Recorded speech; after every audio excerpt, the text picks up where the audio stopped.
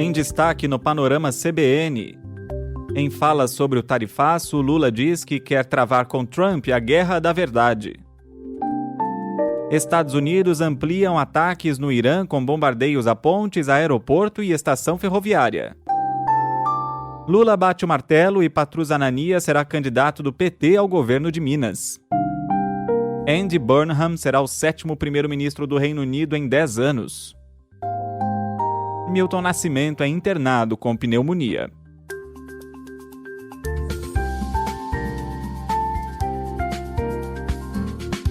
Olá para você que está aqui comigo, eu sou Leandro Gouveia e essa é a segunda edição do podcast Panorama CBN de sexta-feira, 17 de julho de 2026. Em menos de meia hora eu te conto as principais notícias do dia. O presidente Lula disse nesta sexta-feira que só vai comentar o novo tarifaço depois que o presidente Donald Trump se manifestar sobre o assunto. Essa declaração foi feita durante uma visita à Carreta da Saúde da Mulher na Fiocruz, a Fundação Oswaldo Cruz, no Rio de Janeiro. No discurso, Lula disse que não vai permitir que a sociedade seja enganada pelo governo americano e cobrou respeito à soberania do país. Vocês percebem, companheiro da imprensa, vocês percebem que eu falei pra caramba e não falei do tarifaço. Não vou falar porque a notícia tem que ser o SUS. A notícia tem que ser as nossas carretas. A notícia tem que ser o tratamento das mulheres. Por isso, eu vou deixar para falar do tarifaço quando o Trump falar.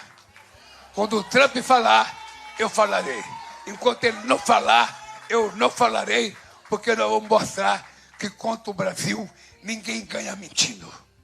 Ou é mais verdadeiro que nós, ou não vai enganar a sociedade brasileira. Falou que não ia falar, falando. E mais tarde, em outro compromisso, Lula disse que quer fazer com Trump a guerra da verdade e da narrativa, e que o americano vai ter que aprender a usar a arma da palavra. No dia anterior, o secretário de Estado americano, Marco Rubio, disse que Lula tinha colocado o ego acima de um acordo, mas a resposta a isso ficou a cargo dos ministros do governo, como você ouviu aqui no Panorama. Governo que tenta medir o tamanho do impacto político antes de anunciar as primeiras medidas contra os Estados Unidos. O ministro da Fazenda, Dario Durigan, disse que não cabe falar em retaliação, mas em avaliar os mecanismos de reciprocidade e que tudo vai ser feito com muita cautela. A Agência Brasileira de Promoção de Exportações e Investimentos, a Apex, projeta que o tarifaço impacta mais de 7 bilhões de dólares das exportações brasileiras, especialmente em São Paulo e Santa Catarina. O presidente da Apex, Laudemir Miller, disse que a agência vai lançar mês que vem um plano de diversificação de mercado para esses produtores venderem para outros países. E ele criticou a decisão do governo americano. Consideramos absurda do ponto de vista comercial. Ela não tem nenhuma lógica e não há uma entidade ou uma empresa americana que esteve junto conosco que defenda a tarifa. Nessa sexta, a Confederação da Agricultura e Pecuária informou que cerca de 36,5% das exportações do agro para os Estados Unidos deverão ser atingidas, ainda que a lista de isenção de produtos tenha reduzido o alcance da medida. Entre esses itens que ficaram de fora estão carne bovina, suco de laranja, pescados e mel. Por outro lado, permanecem na lista madeira, arroz, uva, ovos e açúcar, que no ano passado responderam por cerca de 4 bilhões e meio de dólares em exportações brasileiras para os americanos.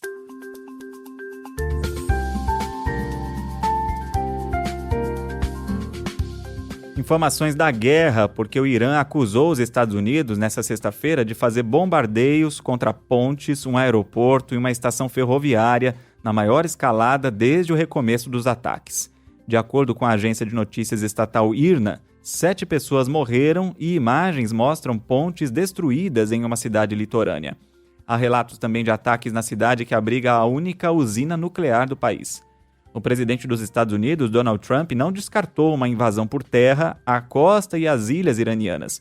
E o site de notícias Axios publicou que os Estados Unidos informaram Israel sobre o envio de dezenas de aeronaves de reabastecimento adicionais ao país, aumentando a impressão de ampliação da ofensiva militar americana. Em resposta, o Irã lançou mísseis contra bases e aeronaves militares americanas na Jordânia, no Kuwait e no Catar, onde fica a maior instalação militar dos Estados Unidos no Oriente Médio.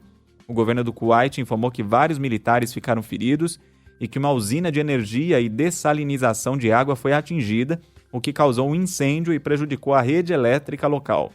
O Irã também relatou ter feito um ataque a uma base americana na Síria, o primeiro no país desde o início da guerra. Mas uma fonte militar síria disse à agência Reuters que o ataque não atingiu o local e não houve vítimas ou danos materiais. No Estreito de Hormuz, fuzileiros navais americanos abordaram um navio-tanque para manter o bloqueio americano e um navio de bandeira tailandesa que ignorou avisos da Marinha do Irã foi alvo de um ataque. Interrupção no Estreito de Hormuz reflete no preço do petróleo. No momento em que eu gravo, o barril do tipo Brent sobe 4% em relação ao dia anterior, negociado a $87. Desde o recomeço dos ataques, o petróleo já subiu 24%. Por isso, o governo Lula decidiu manter o benefício de R$ 1,12 por litro de óleo diesel. As bolsas de Nova York caíram com a queda das ações das empresas de tecnologia e a Apple voltou a ser a empresa mais valiosa do mundo, retomando o posto da produtora de chips e semicondutores Nvidia, depois de 1 ano e 2 meses. Aqui no Brasil, o principal índice da bolsa ficou praticamente estável, caindo 0,06% aos 173.714 pontos. No acumulado da semana, o Ibovespa caiu 2,33%. O dólar comercial subiu 0,25%, cotado a R$ 5,11.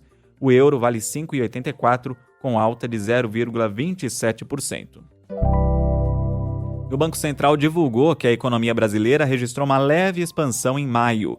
O índice IBCBR subiu 0,1% na comparação com abril. O resultado mostra que a atividade econômica continua em ritmo de crescimento, mas com uma intensidade moderada.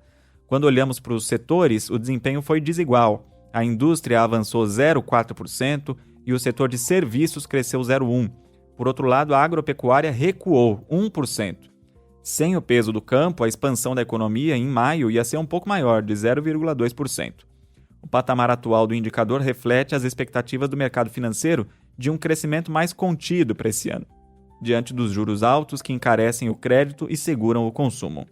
Ainda assim, o saldo de médio prazo segue positivo. No trimestre que terminou em maio, o IBCBR acumulou uma alta de 0,7% em relação aos 3 meses anteriores e no acumulado de 12 meses, a atividade econômica brasileira tem um avanço de 1,4%. Falando em eleições agora, o presidente Lula decidiu que o candidato do PT ao governo de Minas Gerais vai ser o deputado federal Patrus Ananias. Minas Gerais é o segundo maior colégio eleitoral do país e tem uma importância histórica. Tradicionalmente, quem vence no estado acaba eleito presidente da República. Patrus Ananias tem 74 anos e foi ministro do Desenvolvimento Social, sendo um dos responsáveis pela implementação do Bolsa Família. O anúncio oficial deve acontecer na segunda-feira.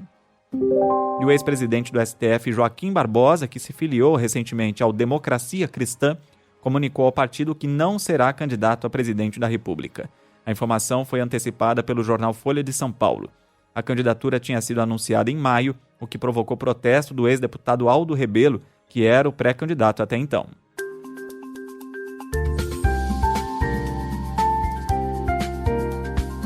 A Caixa Econômica Federal mudou o calendário dos sorteios das loterias que eram feitos aos sábados. A alteração vai começar a valer já neste fim de semana. Então, com a regra, os concursos da Mega Sena, Loteria Federal, Loto Fácil, Quina, Time Mania, Dia de Sorte e Mais Milionária saem da noite de sábado e vão acontecer aos domingos às 11 da manhã. De acordo com a Caixa, a mudança entra em vigor neste domingo, dia 19, e os sorteios de quarta-feira da Mega Sena e os concursos de outros dias das demais modalidades não vão sofrer nenhuma alteração. Quem quiser tentar a sorte vai poder registrar as apostas até às 10 da noite de sábado. Os bolões ficam disponíveis na internet até 15 minutos antes do início de cada sorteio e o banco reforçou que as regras dos jogos, os preços, as chances de ganhar continuam as mesmas. Os sorteios vão seguir com transmissão ao vivo pelo canal da Caixa no YouTube, direto do Espaço da Sorte em São Paulo. No último sorteio, ninguém acertou as 6 dezenas e o prêmio principal acumulou em R$35 milhões. O jornalista Renato Machado foi velado e cremado no Memorial do Carmo, no Rio de Janeiro. Ele morreu na quinta-feira, aos 83 anos, de insuficiência cardíaca. O velório reuniu diversos colegas de profissão. A jornalista Leilani Neubert, que dividiu a bancada do Bom Dia Brasil com o Renato por 7 anos, esteve por lá. Acho que o ensinamento é leia, estude, aprenda, se interesse. Renato é uma pessoa muito atenta, muito culta. Então eu acho que não dá para você ser jornalista sem ter interesse. Que eu me despedi, do jornalismo diário semana passada. E aí a gente falou por mensagem e ele tinha estado internado. E aí a gente combinou, ele estava em casa já. E aí o combinado era o seguinte, quando ele melhorasse, a gente ia almoçar junto de novo. Quem sabe a gente almoça lá em cima uma hora dessas. A jornalista Ana Luísa Guimarães, apresentadora do jornal local da Globo no Rio, também prestou sua homenagem. O Renato foi um grande jornalista, um grande colega, um grande amigo, um homem de uma elegância de alma incomparável. Ele vai fazer uma falta imensa. Também compareceram os jornalistas Ednei Silvestre, Mariana Gross e a atriz Vanessa Gerbelli, amiga da viúva de Renato. A filha do jornalista, a atriz Duda Machado, que atuou em Malhação em 2007, publicou uma homenagem na internet e escreveu que deu tempo de viver cada segundo ao lado do pai. Morreu aos 81 anos a atriz irlandesa Brenda Fricker, que interpretou a mulher dos pombos do Central Park no filme Esqueceram de Mim 2. Fricker venceu o Oscar de melhor atriz coadjuvante em 1990 pelo filme Meu Pé Esquerdo, onde interpretou a mãe do personagem de Danielle Day-Lewis.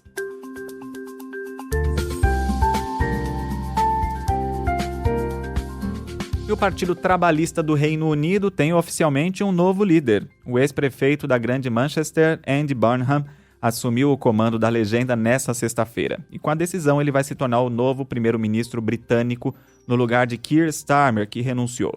Starmer estava no poder desde julho de 2024, mas a popularidade dele despencou por causa de vários escândalos e de uma economia estagnada que gerou forte pressão interna para a saída dele. Para assumir o posto, Burnham venceu uma eleição legislativa suplementar em 19 de junho, que garantiu a ele uma cadeira no parlamento, uma exigência para disputar a liderança do partido. Ele teve uma vitória expressiva, com apoio de 379 deputados trabalhistas, além de 23 indicações de sindicatos e sociedades socialistas filiadas. Essa foi a terceira tentativa dele de comandar o partido, depois de tentar sem sucesso em 2010 e em 2015. E a mudança oficial para a residência de Downing Street deve acontecer no dia 20 de julho, depois de um encontro privado com o rei Charles III, como é tradição.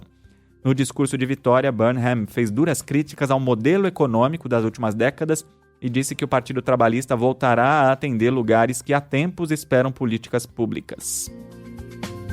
Andy Burnham ocupou uma cadeira no parlamento entre 2001 e 2017. Ele se identifica com a centro-esquerda e já se declarou socialista.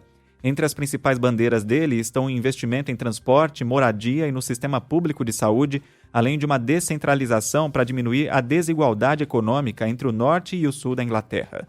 Na política externa, ele defende uma postura mais firme a favor de Gaza. Na pauta social, Burnham é um defensor histórico do casamento entre pessoas do mesmo sexo, mas recentemente adotou uma postura mais recuada sobre direitos de pessoas trans, pedindo o fim da discussão sobre o tema. Sobre imigração, ele já se posicionou contra leis mais duras para proprietários de imóveis, mas neste ano também recuou em propostas que facilitavam benefícios para imigrantes sem residência permanente. No México, um terremoto de magnitude 7,3 atingiu a costa de Chiapas e acendeu o alerta para o risco de tsunami. Segundo o Serviço Geológico dos Estados Unidos, o tremor ocorreu a 15 quilômetros de profundidade no mar, perto de Puerto Madero, uma vila de pescadores que fica colada na fronteira com a Guatemala. Testemunhas disseram que o abalo sacudiu prédios e provocou correria na cidade da Guatemala. Os tremores também foram sentidos em El Salvador, mas não houve registro de feridos. E a Europa ainda enfrenta a terceira onda de calor deste verão e os efeitos na saúde preocupam as autoridades. Na França, a agência sanitária da região de Île-de-France, que inclui a capital, divulgou que o número de mortes em Paris e arredores mais que dobrou em relação ao ano passado. Foram mais de 3.000 mortes registradas em junho, provocadas pelo calor extremo. Uma rede de monitoramento apoiada pelo Centro Europeu de Prevenção e Controle de Doenças e pela Organização Mundial da Saúde revelou que a segunda onda de calor, no fim de junho, provocou mais de 10.000 mortes em excesso em toda a Europa. A grande maioria das vítimas tinha 65 anos ou mais. A Itália está em alerta máximo, com termômetros perto dos 47 graus na Sardenha. O Ministério da Saúde italiano informou que a mortalidade entre os idosos já subiu 3% desde o fim de maio. E mais de 200 incêndios florestais permanecem fora de controle no Canadá, enquanto a fumaça gerada pelas chamas avança sobre o nordeste dos Estados Unidos. O presidente Trump, num lapso de ambientalismo, disse que o país vizinho tem negligenciado a preservação de suas áreas verdes há anos e que os custos bilionários aos Estados Unidos devem ser acrescentados às tarifas que o Canadá paga atualmente. Autoridades locais e a governadora de Nova York pediram que a população evite atividades ao ar livre. E essa fumaceira toda acendeu alerta até para a final da Copa do Mundo no domingo. Mais de 80 mil torcedores vão ao MetLife Stadium e outros 50 mil vão se reunir no Central Park. A chuva de sábado e uma frente fria no domingo de manhã podem dissipar a névoa perigosa antes do jogo. E o juiz Wilton Pereira Sampaio ficou de fora, das últimas 2 partidas. Ele era cotado para uma final europeia, mas a classificação da Argentina para a decisão acabou virando um obstáculo. Com isso, a final vai ser apitada por Slavko Vincic, da Eslovênia, o mesmo árbitro da estreia do Brasil no torneio contra Marrocos. Já a disputa pelo 3º lugar vai ficar com o venezuelano Jesus Valenzuela. O último brasileiro a apitar uma final de Copa foi Romualdo Arpi Filho, no título da Argentina, em 1986. Antes dele, Arnaldo César Coelho comandou a final de 1982.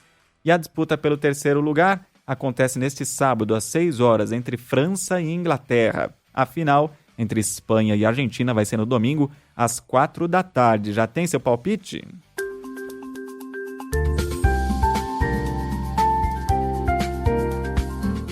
E antes da Rádio Sucupira de todas as sextas e ainda uma última notícia, convido você a mandar mensagem para o Panorama. Meu e-mail é leandro.gouveia@cbn.com.br. No Instagram é só procurar por Lê Reis Gouveia. E não esquece de escrever seu nome e de onde você está ouvindo. Essa música que encerrava o Bom Dia Brasil me levou de volta para esse tempo marcante. Grande Renato Machado, diz a Mariana Oliveira Costa, que não escreveu de onde está ouvindo o Panorama, mas eu também, Mariana? Quando ouvi, relembrei minha infância e fiquei até arrepiado hoje, porque o Bom Dia Brasil fez uma homenagem usando justamente esse encerramento com imagens de Renato Machado e a música que vem do Lago do Cisne, de Tchaikovsky. Quem não ouviu, ouça o episódio de ontem. A Carol Borges, de Cataguases, Minas Gerais, gostou da homenagem, achou que o meu jeito de falar lembra o dele, de Renato Machado. Que honra, hein? Longe disso. Ela tá torcendo para a Espanha na final, já que a Bélgica, do marido dela, que tá na Polônia agora, ficou de fora da Copa. Valeu, Carol. Bom dia, Leandro. Aqui sou o seu xará, Leandro Nogueira. Moro na Espanha, em Palma de Mallorca. Acompanho o podcast todos os dias. Escuto pela manhã, quando estou no trabalho, na sua voz, e ao meio-dia, horário da Europa. Apenas meia hora de podcast, mas é suficiente e intenso de informações. Se fosse mais longo, poderia escutar tranquilamente. Grato pelo seu trabalho e de toda a equipe. Vai torcer pela Espanha, imagino eu, né? Me conta se tá calor aí também. Aliás, toda a audiência que tá na Europa, conta pra mim como é que tem sido essa onda de calor. Mais um aqui. Leandro, me atualizo e agradeço muito o modo dinâmico como nos atualiza diariamente. Isaac Oliveira, de Vitória da Conquista, na Bahia, eu que agradeço. E um ouvinte aqui diz o seguinte, queria pedir uma música, Veludo Marrom, da Lineker, que no fim de semana passado fez um show histórico, sendo a primeira mulher trans a lotar um estádio de futebol para cantar as músicas do seu próprio álbum. Quem pediu foi o Jonathan Leite, de Bauru, no interior de São Paulo. Eu não costumo atender pedidos de música, é mais comum no Panorama da Manhã, mas eu vou abrir uma exceção. Música pro Jonathan. Enquanto você dorme, eu cheiro você, pra guardar na memória o tom do meu veludo cor marrom. Abri uma exceção pelo fato histórico mesmo. Obrigado, Jonathan, pela lembrança. E antes de aproveitar o fim de semana, não esquece de deixar o Panorama salvo aí na sua biblioteca do Spotify. Quero fazer dos dias E ouvindo Lineker, a semana foi de confirmação do novo tarifaço dos Estados Unidos contra produtos brasileiros. uma medida que seria só econômica não fosse a investida do governo Trump e de Marco Rubio sobre as eleições de todos os países da América Latina. Não seria diferente no Brasil. Isso é tema para a Rádio Sucupira.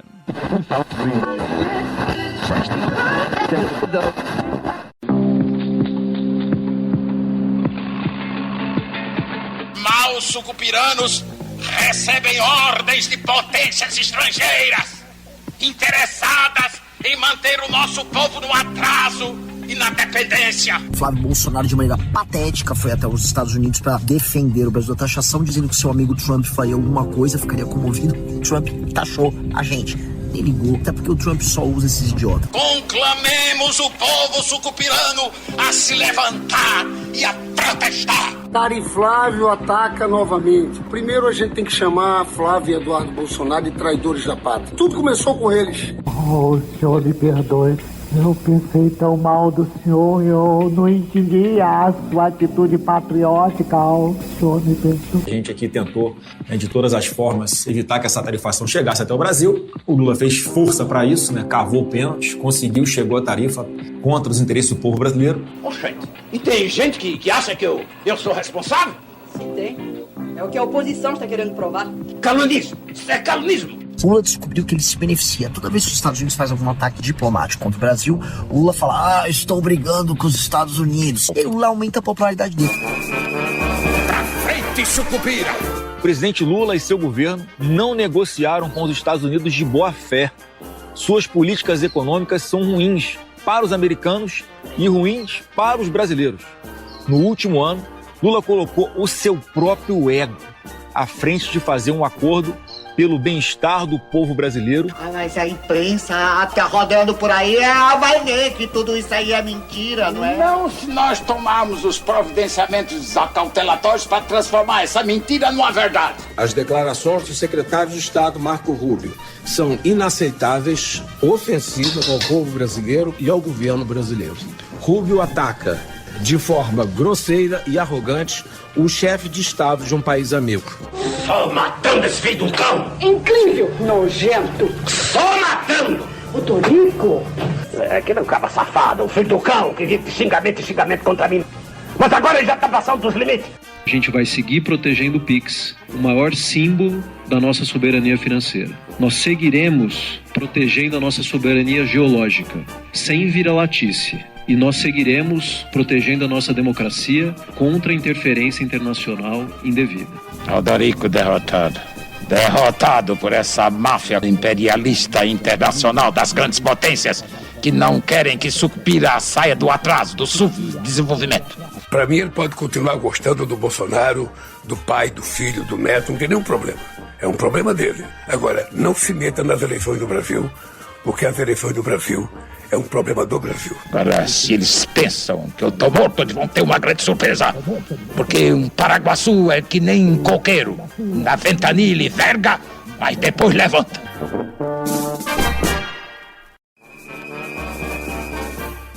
As falas da novela O Bem Amado foram cedidas pelo acervo da TV Globo. O texto é de Dias Gomes e a interpretação do prefeito Odorico Paraguaçu é de Paulo Gracindo. Edição de Edmilson Fernandes e Cláudio Antônio. Lembrando que a Rádio Sucupira tem podcast próprio também, caso você tenha perdido algum episódio ou queira compartilhar. E eu termino com mais música para mandar boas energias a Milton Nascimento. Cheguei a tempo de te ver acordar, eu vim correndo à frente do sol, abri a porta e antes de entrar, revi a vida inteira. O Milton está internado desde quarta-feira para tratar uma pneumonia. A equipe dele divulgou nessa sexta que o cantor apresenta quadro estável, com boa evolução clínica e deve ter alta nos próximos dias. Milton está com 83 anos. Recentemente, o filho dele, Augusto Nascimento, revelou em entrevista à revista Piauí que o Milton recebeu o diagnóstico de demência. A doença causa a morte de células nervosas do cérebro e tem sintomas parecidos com os de Alzheimer e Parkinson. Antes de fechar o diagnóstico, o filho fez uma viagem de motorhome com o Milton Nascimento pelos Estados Unidos, e eles até mostraram pelas redes sociais. O cantor se aposentou dos palcos em 2022. E assim vamos encerrando, ouvindo o Milton Nascimento. Eu estive lá em 2022, vendo o Milton cantar, foi emocionante no Mineirão. Esse episódio vai ficando por aqui, a produção e o roteiro foram feitos por mim, Leandro Gouveia, e a edição e a sonorização por Anderson Wendel, o Tico. Eu volto na segunda-feira, bom fim de semana.